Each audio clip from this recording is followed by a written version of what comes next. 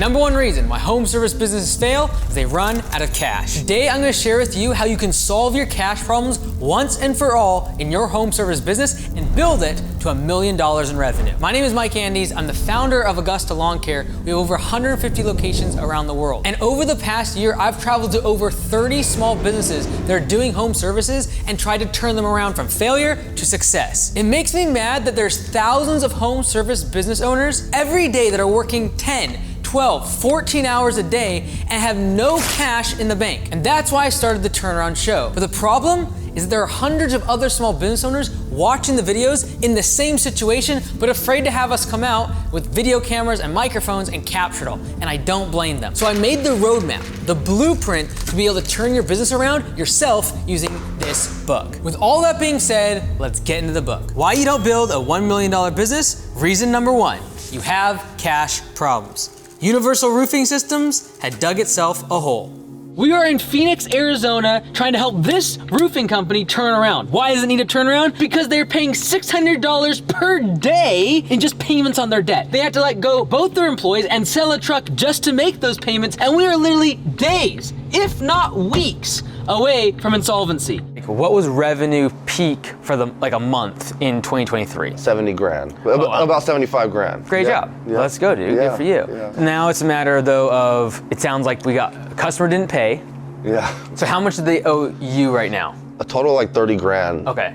Between the 4 jobs. Got it. And so that's really tied up working capital. Yeah. I was like, oh, that's no problem. I could handle that because of the volume of work that was coming in at that time. And then when it started slowing down where I needed to bank payroll, then that stress,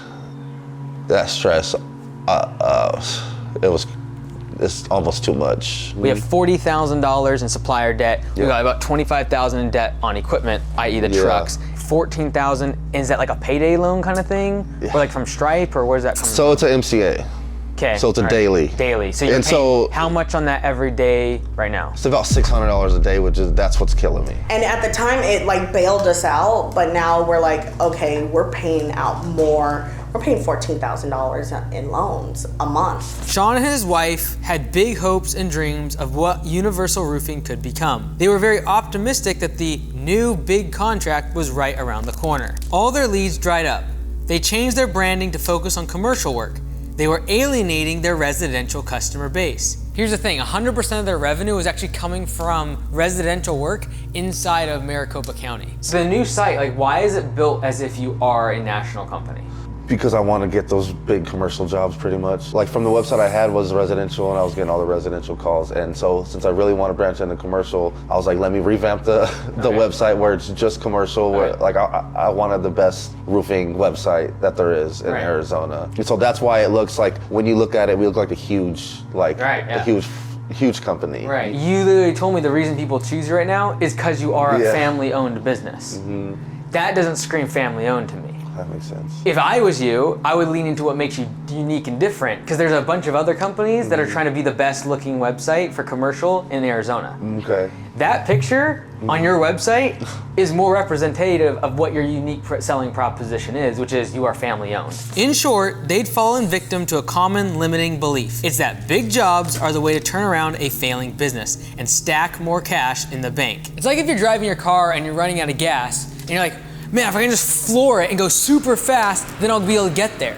When in reality, doing so will probably actually burn more fuel and you'll actually get less far in the process. Getting a massive commercial job or a huge commercial contract is the exact same thing. Yes, you'll go faster, but you're not necessarily gonna go further if you run out of cash. And now it makes sense, you go right here to our website and it just looks huge. I looked at this, we actually didn't know it was the right company. Yeah, did you install that one? Those are Shutterstock photos. Yeah, exactly, right? Well, and the Shutterstock doesn't convey the thing that is your unique selling proposition. The same thing is true if you walk into a gym and you see a bunch of meatheads lifting 400 pounds, you're like, oh, I should do that. Well, if you go straight to the 400-pound dumbbell and try to pick up the thing, you're gonna hurt yourself. The same thing is true in business. If you start with smaller jobs, you'll work your way up to those larger projects and larger contracts that the big guys are handling. So we got invited, we are receiving an award from the Chamber of Commerce. I hear this. For here locally, Maricopa, for the fastest growing contracting company. Fastest growing contracting company, but I'm struggling. Totally, right? But this is the thing. New business within the first year, everyone's struggling. Yeah. First 3 years is typically hell. So like, I'm not judging you for that. If you would have been in business for 10 years, I'd have a very different way I'm dealing with this, because I'd probably be like, there's other issues that are so bad we need to close down. But when you're first year, like, everyone has these problems. So it's just part of the process. Yeah. But this is the thing, a picture of you receiving that award with like the mayor of Maricopa, like handshake smiling, right here, does a whole lot better than Shutterstock of these random solar panels. I think that like these pictures is like you getting the award, your family next to the Maricopa sign, because that is where exactly 100% of our revenue is coming from right now. And that is our unique selling proposition. Think of it this way, if your business loses 10% a year, the bigger you get, the more cash problems you get. On several of the turnarounds I've been on, there's been companies with massive income concentration. That is 30, 40, 50, 60% of their revenue is coming from 1 or 2 customers. They just might lose one contract, and all of a sudden, half of their business is gone. This leads to a massive problem with cash flow. Prior to 2023, we had 6 years in a row that were best year ever. Dating back to my last year as I'll call myself a chuck in a truck. In 2017, I had no employees, 2 subs, and we did 180,000 with no employees. I was ecstatic, over the moon. I ended up landing 3 dealerships in a row, which sent us from, I think it was 120,000 to 180,000. Then I'm coming into the business. I came into this brand with 100,000 in existing business, and then in year 1, I think we went to 350. Then we went to 550, 750, $1,030,000. So you can see those kind of increases. This was a transition we did for a lot of different reasons, but we went from over 300 customers, majority residential, started adding the commercial properties, cut out all the residential. I don't know, it's just a lot easier to maintain warehouses versus a high-end property. And we went from over 300 properties to roughly 100 properties, and we're making more money. But it is slower growth. I mean, we were talking about it yesterday. If you lose one of those, then it's a bigger chunk that you're losing. If you took your top 3 customers out of the 1.4, how much is that? You'd have Mirror Lake, Fairfield. Half of it? Yeah, I mean, one of them's 15 grand a month, another one's 10 grand a month, another one's 8 grand a month. Okay, so all right, so more like 40%. Okay. So they're big. That's my bigger concern. That's what I see what happening with commercials. So we just came from a place in Ontario, 67% of his business evaporated in one day. I knew that we were losing a couple of those contracts. So we actually dropped about 500,000 in revenue. 2022, we ended with just over $1 million. 2023, we ended at 639,000. So that's just something to be wary of in terms of just a liability perspective when it comes to commercial. It happened in October. We lost 8 grand a month property. We couldn't have done anything better. I mean, we went over the top. And they ended up going with Brightview, and then You don't know if you're gonna make it some days. You don't know if it's all worth it. Like, should I quit? Should I hang it up? Should I just go back to my job and not worry about any of that? You do have those struggles, and some don't make it. I don't know if you can tell, there was one back there. It was a kinder care center. Yep. So we had 14 of those. In January, I had to call them and just pretty much to lock it in, to make sure that we're both on the same page about renewing. They said, yeah, of course, we have no problem. You know, you guys' services are great. We have no complaints. And then that company changed their management structure or whatever, and then they took all their operations internally. And so we just lost all 14 of them. At that moment, my heart kind of dropped, and I was like, wow, like, what do you mean? Like, we were just getting ready to get started on mowing and stuff. I spent money on an additional truck. I spent money on marketing, and like, all of it was pretty much based on having that, counting on that revenue. Getting those news was kind of like, sent me into panic mode. So out of the 150,000 revenue last year, how much of that was made up from that contract? 40 to 50%. If more than 20% of my annual revenue is coming from one customer, one contract, or one job, I look at that as income concentration and a risk to the business, because if they leave, that means I'm gonna have to be laying people off, and I'm gonna have assets like trucks and equipment that go unused. If you're on a road trip, you need to know 2 things. How much gas do I have in the tank, and how fast am I using it? If you know how much money you have and the rate you are using it, this increases the odds of reaching a $1 million enterprise. It is possible to make a lot of revenue and still have a cash problem. When you burn fuel faster than you refill it, the tank will eventually hit empty. There are always ways to fix this. The simplest fix is to raise prices. Raising prices will help address the long-term profitability problem. I raise prices, just raise prices. You're gonna raise prices on every single customer. Remember, there's 2 ways to have a cash problem. One is cash on hand, and we wanna have at least a month's worth of revenue in the bank. This is stressful, we have less than 2 weeks worth of cash flow on hand. Like, this to me is a big, big problem. $50,000 in the bank on $1.8 million business. Since I literally have a location that does that, I'm just, in my brain, I'm literally thinking about all the things that have come up in the past 24 months that literally could have sunk this. If you have $1 million business and your profit margin's less than 5%, you got a problem. That is literally a matter of like payment processor not going through correctly. That is a matter of an insurance claim. That is a matter of an insurance premium going up. That is one truck getting in an accident. When you actually bring the gravity as leaders to let the business get to a place that is that fragile at this size is not being a good steward of what we've been given. We have $54,000 in the bank. Like right now, at 60% of revenue is going to direct labor. Then we have another almost 20% going to indirect labor, which is office, estimators, your wages, etc. That business will never make money. Like if labor is literally sucking 70% of the revenue, there's no room for profit. 57% was direct labor, and then another 293 indirect labor. When 70% or more of the revenue is going out to just wages, that means we gotta cover rent, insurance, fuel, new trucks. Everything has to be covered with 30% or less of the revenue. And any business I've walked into that the direct labor is more than 50%, I have never seen them be profitable. When I see 57%, I either see A, prices are too low, or B, inefficient labor. And so this is like where you attack it from either A, do we go for trying to raise prices by going to residential, or we raise prices over time to our commercial jobs? That's one lever. Or second lever is there inefficiencies in our current crew that we can somehow weed out? Typically there's less of those on a commercial site because you have less stop and go. But at 1.8 million, if you can make the labor 10% more efficient, you'll get $180,000 in extra profit. Remember, there's two ways to have a cash problem.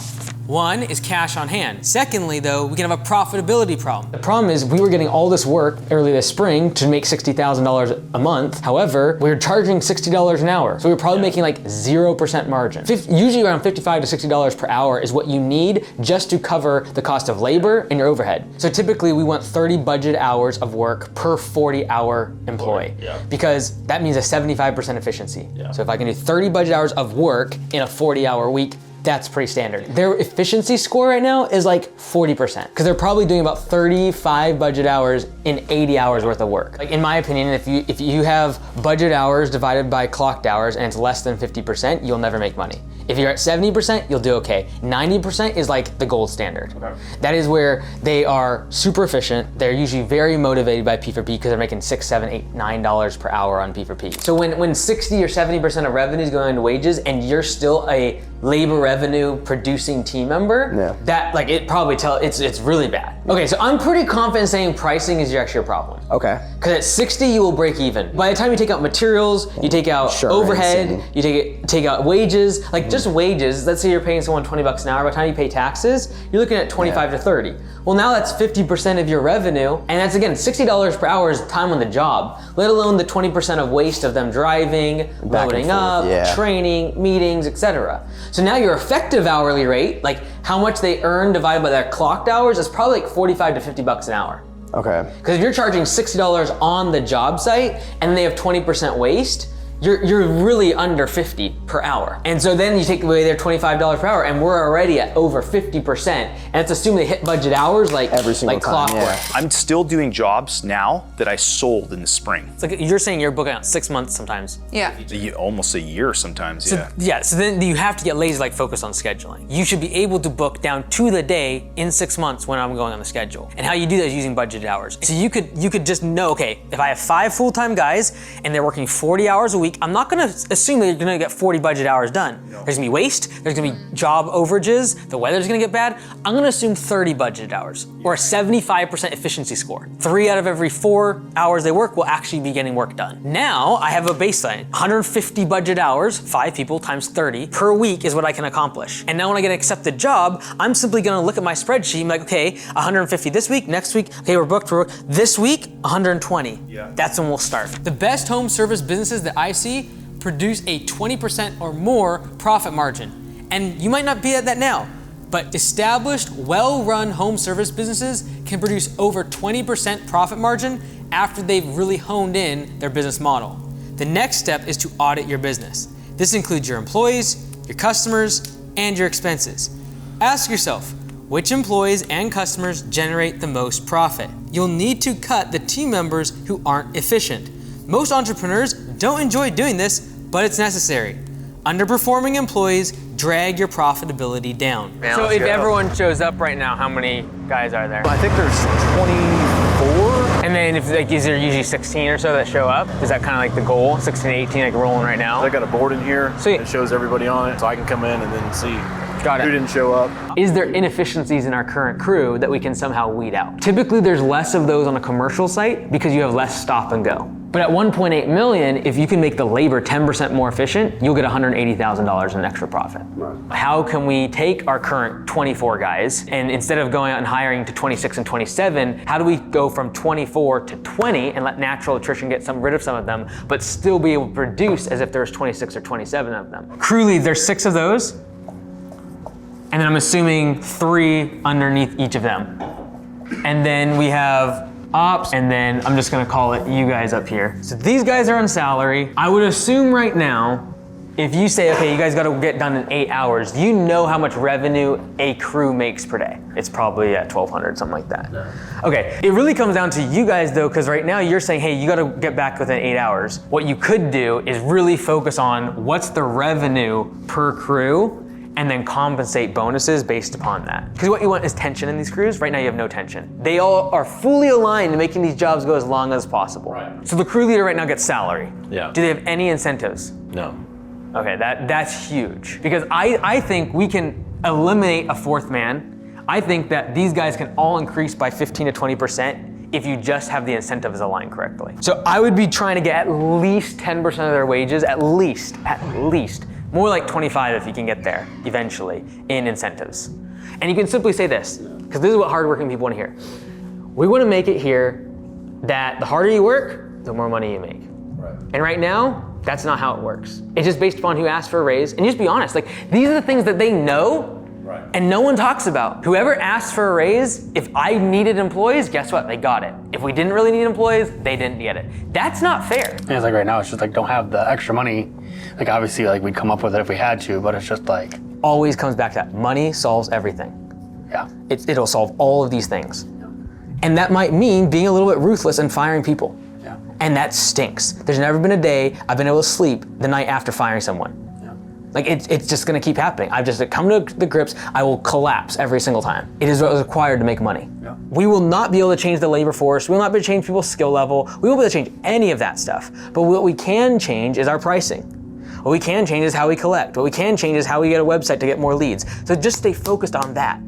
All this other stuff is noise. We're at break even right now. Till today, we're at $146,000 in expenses and around $156,000 in sales. I don't see any of that because as soon as I get it, I got a credit card bill. And every dollar that I've made, I've spent it. But that doesn't even cover the money that I've taken out to cover expenses. So it's not necessarily return earnings at that point. It's just like, all right, I'm just trying to keep the business alive. How I see sales is the heart of the business. You don't make money cutting trees, you make money doing sales. Right. At the point of sale is when you make your money. We're paying probably 12 to 15% of revenue going out to an admin person. So about a quarter. 25%? I think so. 25% of revenue is going to the sales, yeah. Well, there's all your profit. After that sit down from October to January or February, it was like, hey, this is what I paid you and this is what we sold. Because it was like 13,000 sold, 12,000 is what it cost you. Yeah. So why do we still have a salesperson? And that's the tough part. I think Jennifer is an amazing person. I love her personality. I love how she connects and talks to customers. It's been 6 months. It's been 6 months. Yeah. Like you're being nice, which is great. Yeah. But like what's right for the business, sometimes you just have to bite that bullet. That'll be a tough conversation. Yeah. But like that's what's gonna be needed. Like we can only be nice for so long before everyone loses their job. Because the sales position is like, that is the bottleneck to all of your revenue. Like all your revenue has to come through that person. So if their close ratio is 30% and you hop in there and all of a sudden now you have more accurate estimates and your close ratio jumps to 60%, you just doubled your business. But when we're talking about like potentially damaging someone's house and taking out power lines, like you're the one that needs to be doing that. Well, the maintenance got left behind the most, but then the projects, if I'd leave for an estimate or go get materials and I'd come back 3 hours later, it was like a half hour's worth of work was done. Oh yeah, I know. Oh, yeah, I know how that is. So you're like, oh, this will be done by the time I get back, and then you get back and it's like, what happened? I'm realizing that I don't have time and I don't have the system set up in my business to be able to run it well. I don't have it set up where I could leave and the business would continue. In terms of your current team members, it doesn't seem like either of them you're like, I must keep these guys. The one guy, he put in his 2-week notice date. Okay, and then your brother is the other one. Yeah, so my wife keeps saying to fire him or let him go. Well, this is easy then. It all happened for us. The thing is, he's getting married in May. So I'm like, I don't want to take away his livelihood, income. I don't know. I feel bad. I understand, but he's not $96,000 in debt. Yeah, that's true. Right? Like you're taking the brunt of his problem on, but ultimately if the business fails, like he is going to lose his job. And that's actually what's happening. To improve cash flow, you can figure out who your ideal customers are. They will buy your most profitable services often and without trouble. Determine a service's profitability by checking its hourly rate and direct costs. Direct costs, in this case, are your labor expenses and the price of materials needed for the job. You gotta make it profitable. Like we will never make money at 40, 50 bucks an hour. I mean, I think we pretty much break even on mowing. I'm gonna guess we lose 20%. You think? Oh yeah. It's being hidden by the fact that the landscaping and the Christmas lights is paying for the trucks. It's propping everything up. And then the check came in from the big job. Yeah. So it was 27 grand. But at that point, I still had to pay my other sales guy, and then I had to pay my secretary, and then pay the materials, and then pay myself, and then back at square one again. You're saying that I should quantify with the customer? I recommend that highly. Okay, I've had problems with that in the past, with customers don't take our jobs and do it themselves, and then with the quantity given with them. So like they're like, hey, I'll take the 62 bag and do it myself? Well, now they just know how many bags they need. Because beforehand they didn't know prior knowledge of how to get a bag count. Yeah, but then really we're depriving them of information. And there are gonna be the customers like, thank you, I know and now I need 62 bags. Right. That's not really your ideal customer anyways, because we're selling the service. There are times where we get these bigger estimates that I have to also do like all sorts of back end stuff. And those can sit there, like if I'm calling around to nurseries and I'm trying to get pricing on different materials, if it's a newer material, I've got to call 3 different suppliers to see if they carry that particular material. And there's two. That's gone at that point. Right. Well, there's 2 things in that regard when you say that, and that is one, if we're waiting for pricing on you know what I'm gonna say, don't do those jobs.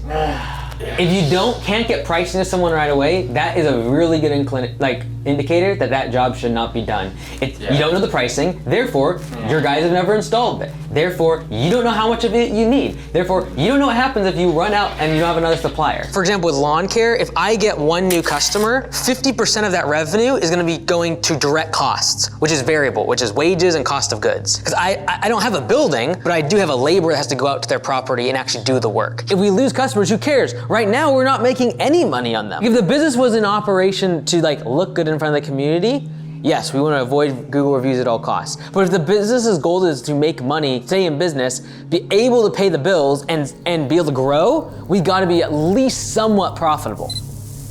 Hey everyone, I just want to take a quick moment and say thank you for your support. Really, it's because of the community in the home services industry that supports all the different products and services that I offer online in order to be able to afford us going out and doing these turnaround shows. They're expensive, we bring a whole crew of people out there. It doesn't cost these business owners anything. So I really appreciate it. And I would love to see you in person at Blue Collar Summit. If you're able to make it, it's coming up here in just a couple weeks. It's in Seattle, Washington for 3 days, and I look forward to seeing you there. Thanks. Next, audit your expenses. Add up your fixed expenses. These can kill a business, especially if you are seasonal. Why? Because your revenue will decrease during certain months. Your fixed costs won't. In lawn care, revenue can decrease by 80% or more during the winter. During this time, fixed expenses like insurance, rent, and loan payments can eat up your cash. So it was this. It was 2 tractors to the tune of $257,000, and the payment on that equipment was $5,000 a month, and I was freaking out. So there was a ton of debt. I was still paying the skid steer. Now you've got skid steer, loader, 2 tractors. So still had 2 trucks. Both had payments. So I mean, there was a lot of debt, like a lot. We're talking $400,000 or $500,000. There's no sense in having $1 million business if you spend $950 to get there. Like, to me, that's not a great business, not very sustainable. Once insurance found out what kind of contracts we were getting into, our insurance just ballooned. We used to pay $7,500 a year. Then it went to like $30,000 a year. Then from there, it went to $90,000. We came down $400,000 in revenue, probably $300,000 in snow. So our business essentially came down 40%, yet our insurance came down $10,000 or $20,000. I love coming here to work. I really do love this environment here. It's nice. I like it. I enjoy it. I don't need it. And you know, there's $30,000 a year that I probably don't have to spend if I wasn't doing snow. Let's say we pull the Band-Aid off. Our insurance is gonna go from what, $6-7 a month to 2 or 3, you think? If we're not doing snow at all, I'd be very surprised if it's $25,000 or above that. Right. So probably $5,000 in savings just from insurance. Per month, yeah. Then we rent some of this out to somebody else or move away from it entirely. Let's just call that an extra savings of $1,000 in rent. Then we got the fact that like maintenance on these big pieces of equipment, all of that is probably, I would say, at least $1,000 or $2,000 a month. This year for sure. Like we knew that this year we went full service, tires, the machine was 5 years old. We never changed the tires before. Just say $1,000. So this is where it's like, okay, we're literally going to save $7,000 in straight overhead every single month. The fact of the matter is, to cover this $7,000 in overhead at 20% margin, we need to be creating $35,000 a month in revenue just to cover this. And so if I have a decrease of $35,000 a month in revenue, I don't really care, as long as I can kick this out. Either I grow by $35,000 and pay this, or I don't pay this and I just go reduce my size of business. When we look at this, this is like basically the cut we're looking at. Can we go down from $600,000 to $200,000, $250,000 when we look at the drop? So it's okay if at the end of 2024 you sell the loader, you sell the and you do go into that savings a bit of 20, 30, 40 grand that you lose during that winter time. But now you don't have this, you've paid off the other truck, your fixed expenses are so low, you'll be able to get through with 40, 50 grand, come into spring the following year, and now you're really going for it because you figured out what works in 2024 in terms of advertising, probably have yourself a crew leader or manager. That's why I think 2025 is gonna be the year you go to $1 million. That's when you'll crush it. If you still have problems, you'll need to sell assets. Okay, so we should just literally go through this whole place and be like, okay, what are we selling? What's staying? What's going? All right, we got to get rid of this thing. What do we think we can get for $2,000? The way it sits right now, yeah, it's probably like $2,000. All right, $2,000, 500 bucks? Probably. That's my baby though. That's what I started the business with. I just sold my first truck too. It's great. Now I get to see it driving around town. It's still painted yellow. Yeah. All right, so we got another $500. Great. This is gonna be our daily driver. Let's go. And then we got this bad boy. What do you think you can get for that? That, I bet someone would buy that thing for 25. 25,000? Oh yeah. Oh, definitely. Dude, okay, great. I mean, it has a box on it, but like you put a flatbed on that thing. Okay, so we're up to like 27, 28 grand. How much are we gonna get for that thing? 2 grand, you said? Yeah, I'd say like 2 grand, yeah. And then for the trade, like another $1,000. Yeah, I can get rid of that thing. Okay, we have 30 grand we can liquidate like that. Now, let's go address the equipment. Do we need all this equipment if it's just you and Jade? We have like 6 mowers. Which ones would you keep? This one looks nice. These are older ones. Yeah, so do they work? Yeah, this one works. It's got this is our pull cable, so if it spikes you in the heart, it'll kill you.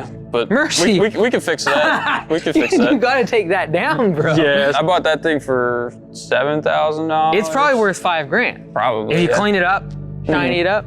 Yeah. That's probably worth what, 4 grand? We have at least $45,000 of equipment that can be liquidated in 2 weeks. Yeah. What's the monthly payments right now? Because that's the part I did not see anywhere. Because I see like all these cards in terms of like just fixed expenses going out the door. Because we got like a lot of credit cards. They're mostly small amounts, but like they add up. Yeah, monthly expenses right now are $6,000 a month. Covers everything. That's debt payments? That's debt, truck. Okay.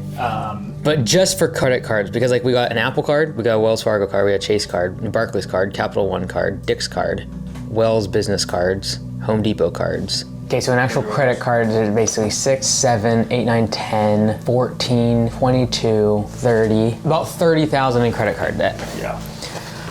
And so last year I paid everything off in June. By November, I was like, oh, I'm gonna grow everything. Since I've come back, his business has grown a lot. He's got 2 trucks now running separate things, and then dump trailers. He's got a bunch of ride-on mowers, tons of commercial accounts, so everything's starting to pick up. Oh, I need this tool, so then I go spend $3,000 on it. And I'll just put it on a credit card, I'll pay it off. Oh, I need a plate compactor, $2,500. Okay, I'll go get that. No, I need this, I'll go get that, and then I'll, So in the short term, from a cash perspective, we have $103,000 worth of assets if we sold everything, and we have $96,000 worth of liabilities due to debts. Yeah. Instead of trying to fix this right now, why would you not just sell everything and do something different? I knew what I needed to do, but I was also torn between stepping back and doing that, just pedal to the metal, full into it, and just try and grow it again. And then if I did that, slim chance I could just take off and make a ton of money and make it work. But ultimately I would probably be back in the same position, but far worse. I mean, this year I would have probably been better off just working at McDonald's. I probably would have made more money in my pocket. Everything that's going wrong, there's definitely been a lot of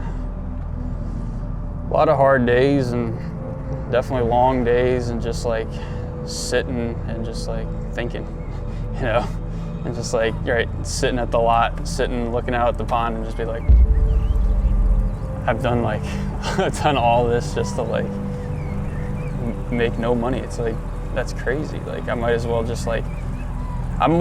do nothing. I might as well just be unemployed.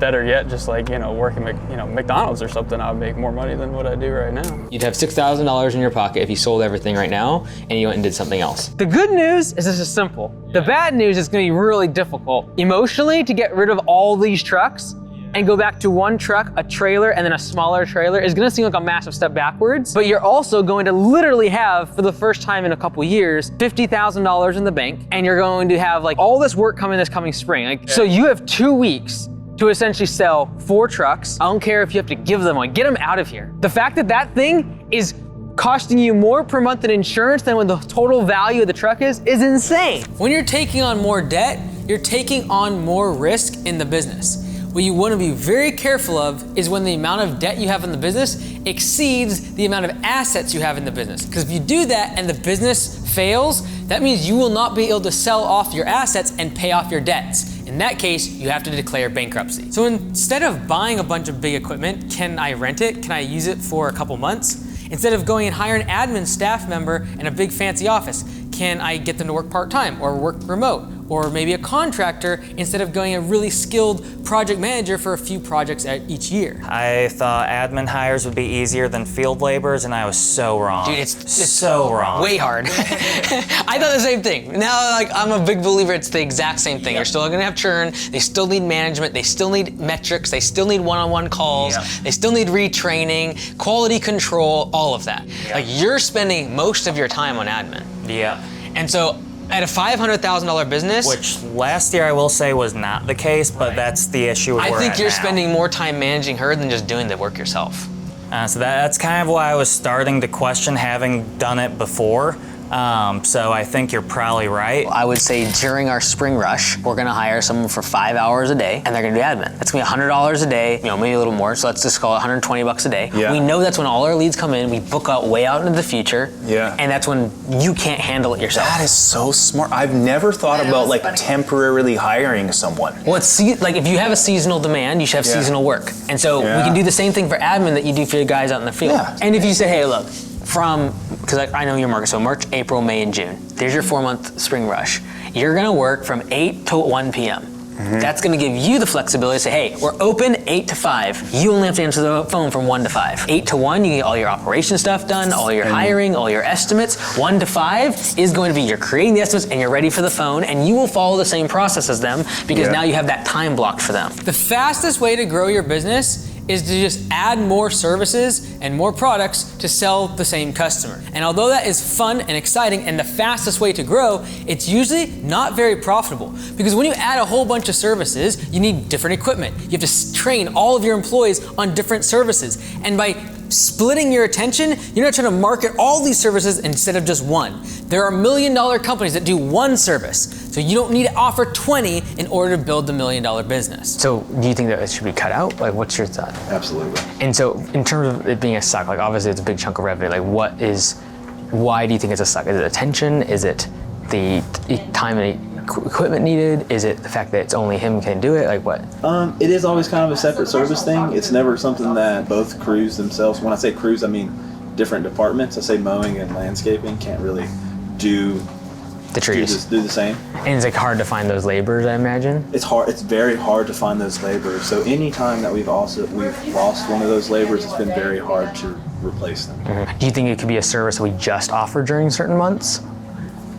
Or is that pretty tough because people still want services during the spring? I think if we were going to keep trees, I think that we should reduce to winter cutting. Okay. And that's what a lot of tree cutting is. Need anyways. Yeah, it's a lot of high need for that anyway. And then we can reduce to small scale pruning that the landscape crew can do. I agree. But your idea of doing not getting out of the trees is really just for focus sake. I just, maybe I'm just exhausted from this roller coaster. So it's a good division. They should do 300 plus thousand easy. We know 2 guys. Yeah. Two or three guys. One guy estimating, 2 guys working in the field should do 300,000. Mm-hmm. And you're doing the estimates for that right now. Right. Yeah. And so if you cut that, would you be able to take on all the other estimates and not have to have the full-time estimator? Not as we're currently doing work. I'd have to simplify. Okay. Outrageously. Okay. I'd have to simplify outrageously. What does that estimator do during the winter? Do they work in the field at all? Somebody works in the field. Okay. Mostly he's, door knocking, getting work on. But Right. we've always made it through, everyone working 30, 40 hours a week. Really? Okay. Yeah. Okay. So we've kept, I've got rid of the worst employees right. in the winter to keep everyone running, but I've never had to lay anyone off. Right. That I wanted to keep. If you're willing to be able to get in the field for a little bit of time and turn training into like work, I think we give him the hours during the winter. We get rid of people and say like, look, you're a great mower. We don't have enough work for you. And at the same time that we're communicating with the team about like where the company's at, it's like, I'm gonna give you a job guaranteed March 1st, you can come back. Yeah, absolutely. Right? And like, it's a seasonal position, right? Mowing it, like the grass doesn't grow. I can only do so much. And that goes back to like, we do too much. Look at that list right there, services we provide. Yeah. We do that whole list of services. If we did like 6 max things on that, and no more, she would be able to sell it because she would. I'd be able to learn. She'd be able to learn 6 things. Instead of like. Well, there's 20 things on that list that And I don't even know them front to back. Let me understand the debt for a second. So when you say $100,000 in debt, does that include the skid steer? Skid steer, 73 grand. Okay. Truck, I have 19 grand on it. Okay. And then dump trailer's like 7,500. Got it. And then the rest is just credit card debt, basically.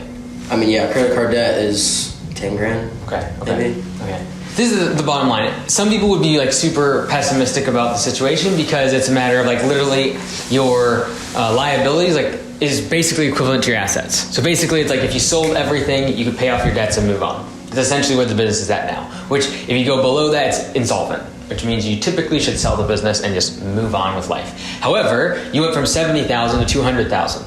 And you would probably do $400,000 to $500,000 next year. You will probably become profitable if you do $400,000 to $500,000 in annual revenue without having to buy any more trucks or equipment. And you can make your laborers much more efficient by cutting all this stuff down. Yeah. Because when I see $200,000 in annual revenue, and I know you have a bunch of project costs, I say, okay, let's say that's $150,000 in labor revenue. Well, if you take someone that works 2,000 hours in the year and you do the math, they're not making a lot per hour. And so either A, you're charging too little, or B, they're super inefficient. And so when you go out and bid a job, what's your target hourly rate? Like do you shoot for? 65. 65? What do you pay per hour typically for a labor? Like 15 to 20 for entry level? Entry level, 16. Right now, both our people are 20 plus. Okay. Yeah, like right now, I would imagine if I looked at the finances, you're probably spending 70% of your revenue just on wages. By the time you take office and you take your employee on the field, that business will never, ever, ever, ever, ever make money at that ratio. No. It needs to be at 40% or below. Yeah. Especially because you have a bunch of material costs as well. So really, it should be like 30% or less. And so this is where what's hard for me when making like a call like, hey, you should get out of the business, is you're growing quickly, and growth sucks cash. And I think you have enough assets to get to 400 and 500,000 without having to buy more stuff. Like in my opinion, like the challenging part is if you're going to try to run both, is you need this business to still do at least 25, 30,000 a month just to break even. Because in my mind, it's like, okay, we should just have you and Jacob working all day long. You should be taking calls, emails, estimates throughout the day, but you're primarily just working with him. You just cut out 90% of those services, and then you guys become specialists and you can charge more. I recommend opening a line of credit, because when you need a line of credit the most and you have no cash, the banks don't want to give it to you.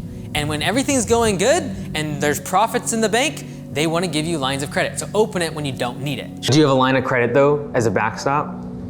We do not, no. Okay. Have you tried to look in to get one? We talked about that. Yeah, I would highly recommend. It would, like, as much as like I want to be like, don't need debt, go forward. At $54,000 in the bank and you're doing 1.8 million, it's just a matter of like, yes, we can cycle through it quickly, but that would be a huge stress reliever. It's just knowing that if something crazy happens that sucked 30, 40 grand, which in a $1.8 million business can go tomorrow. Right now, when you quote unquote don't need it is when you want to go get the line of credit. Even if you had to collateralize some of the equipment that's paid off as a way to just secure it, but you're not going to use it. The goal is like open it up so that way in the event of something crazy happening, you have something to fall back on. Because that is literally less than 2 weeks of revenue in the bank account. I have a very similar size location, so like I know that can just disappear like that. Be a good steward of what you have.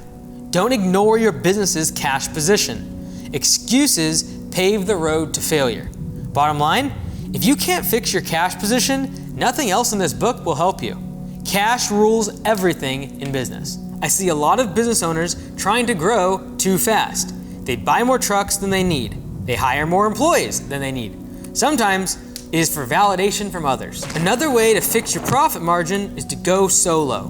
Do the work yourself. It won't make you rich, and it is certainly not the long-term goal, but it can get you back on track. So we're probably making like 0% margin. Usually around $55 to $60 per hour is what you need just to cover the cost of labor and your overhead. So typically we want 30 budget hours of work per 40-hour employee. So if I can do 30 budget hours of work in a 40-hour week, that's pretty standard. Their efficiency score right now is like 40%, because they're probably doing about 35 budget hours in 80 hours worth of work, right? And right now, there's just not enough budget hours for me, like, you need a team member. Like, it can be done by one person. I think you get out there and you knock it out in literally 4 days. It looks to me like 2,000 to 5,000 is kind of like your wheelhouse for projects. This is the thing, like at 400, you're basically in this wilderness of revenue, right? Like the 200,000 to 500,000, you typically don't make a lot more profit at 500,000 compared to 200,000, because you go from solo, like you could literally just take these $100 per hour jobs and solo do these jobs and maybe have a helper on a big project, and you could easily do $15,000 a month on projects. Most of that goes in my pocket. Likely more profitable, honestly. Yeah. And then this is the reason I actually think that might be a good idea, is because if we know, okay, if we can pay $6,000 per month in fixed expenses, well, now we don't have very many variable expenses in terms of labor. Yeah. We get rid of the secondary truck, so, you know, make the wife happy, keep the good truck, let's go. There's not a lot of meat on the bone. Like, I don't see us selling that and having 10 grand in our pocket gonna help us a ton. Yeah. Because we're up against $96,000. Like, we can't crush our top line revenue. Because we have $6,000 a month, we gotta like pay out and fix stuff. If you just went down to like, you're doing all the work, and it is a matter of you're likely gonna basically do all of the recurring work and then have like a day or two a week. And on that day or two, you'd be trying to get a project done. That'd be all you'd be doing. And you'd have literally a cap of only being able to do 3 or 4 projects a month. But those 3 or 4 projects at 2 or 3 grand a piece now become, you're making 20 grand a month by yourself. Instead of all throughout, as you're growing, you're like, oh, I'm gonna hire more, gonna get more trucks. And so you just keep burning through all these leads, and then you have no backlog during the slow season. I think you'll be fine. Like, I think this is a better route. I wasn't really sure which way to go in terms of, should you just go get another job and get the skills? Because that is like like if you learn on someone else's dime how to do project management, learn on someone else's dime how to manage the crew, etc., great. But I really think if you can get in there and do this and just like really track what your budget hour capacity is, and every time you get close to that, you're raising prices or you're cutting out customers that are the lowest prices for mowing. And you're just optimize, and then you're gonna be literally, I think, within a matter of a couple months, you'll be literally have a 2-month backlog of projects, because you'll need 1 a week. And so the whole mindset just changed, because we literally need 2 leads. Now trying to get a gazillion just to fill the guy's schedule, and by the way, they're not making any money when their schedule's full. And you're not gonna go to them and be like, you guys are inefficient. You're gonna go to them and be like, I'm going back to solo. I just do not have the money. I'm going to try to rebuild the business. I need to make it more profitable. And I'm sorry. I want to give you guys time to find something else. And if you find something and you need to leave right away, I'm fine with that. I don't like giving people time between when you're letting them go. But in this case, you're not replacing them. It is like you're just taking the humble pie of like, I'm going back to being by myself. And I've got to like fix the business. Why don't we just scale back to the services that you trust someone else to do? And like make those really profitable. Like to be doing 6 guys and only do 30 to 40,000 a month in revenue, there's either a pricing problem or there's an efficiency problem. I've gone from having anywhere from 1 to 2 employees up to like 5 or 6, and the past 3 years that I've been in business have been a struggle. The current state of the business has not been fair to both my employees and my family. In 2023, we started with maybe 4 or 5 employees, and I had to sit everyone down and lay 3 people off all at the same time, and that was not an easy conversation, and I never want to go through that again. I remember looking at like how much money we were bringing in and how many guys we had on payroll, and I was like doing just some simple math, like wasn't adding up. So like I had a lot of time invested and like money invested in them. So I wanted to keep them, but I just after doing the numbers, I was like, it makes no sense. So I told everyone to meet me at the garage over there. I was standing here behind this truck, and all the guys were lined up on the sides here, and I just had to sit them down and tell them, I was like, look, I'm gonna do I can do 1 or 2 more weeks for you guys, but it was such a hard conversation to have where I was just like, I can't keep you all. I just kind of opened up to them, and I was like, listen, I kind of did something irresponsible. I hired all of you on with this whimsical dream that I was gonna all of a sudden grow the business by double in a matter of a few weeks, and that doesn't make any it doesn't make any sense. So I just told everyone, I was like, I'm gonna have to lay everyone off, and I'm just gonna do it myself again. They understood, and they appreciated that I at least tried to get them through a week or 2 so they could try and find something else. So I just couldn't I couldn't make it through. It was tough, but I kept pushing through, and yeah, Jade, he was there when I sat everyone down to lay everyone off, so he knows. He was supposed to be laid off, but I was like, all right, I gotta at least try for him. It was tough for a while. There was a couple weeks where I thought I was gonna be let go. I thought everybody was gonna be let go. So it's hard, but it's business, and I'm lucky to still be here. He was really putting in his all, and he was really excited about everything, so I had to try and keep him. So I did, and it turned out for the best. He's a good kid, and he's got his head on straight, and he gets stuff done. What do you think about having just the 2 of you working and going after higher margin, cutting out all the other stuff, and you guys just working together? So if you have all that work though, in 2021, how much revenue did you do? I think it was somewhere only around 200 maybe. So 200,000, and then you went to 300,000. Yeah. But you tripled the amount of guys you basically had to employ. Your revenue and productivity with just you and one other person, right. At $200,000, you can make, you can probably pull 70 to 80 grand out of the business in profit. See, when I look at 2021 and you say, hey, I had one guy and myself, we did $200,000 in annual revenue, and we worked like dogs 7 days a week. I just say, okay, great, let's not work like dogs, raise our prices and lose some customers so we don't work 7 days a week, make the same amount of money, but be way more profitable because we have a higher rate. And that way I'm not playing catch up where when I had 6 guys and it was I just need to get as many jobs as I can. And then you're willing to take lower prices, which you start losing money on them. The thing is, in order for a business to grow sustainably, it has to have profit. Right, and I think a lot of times it's very easy, I will jump to the big business and I'll make it profitable.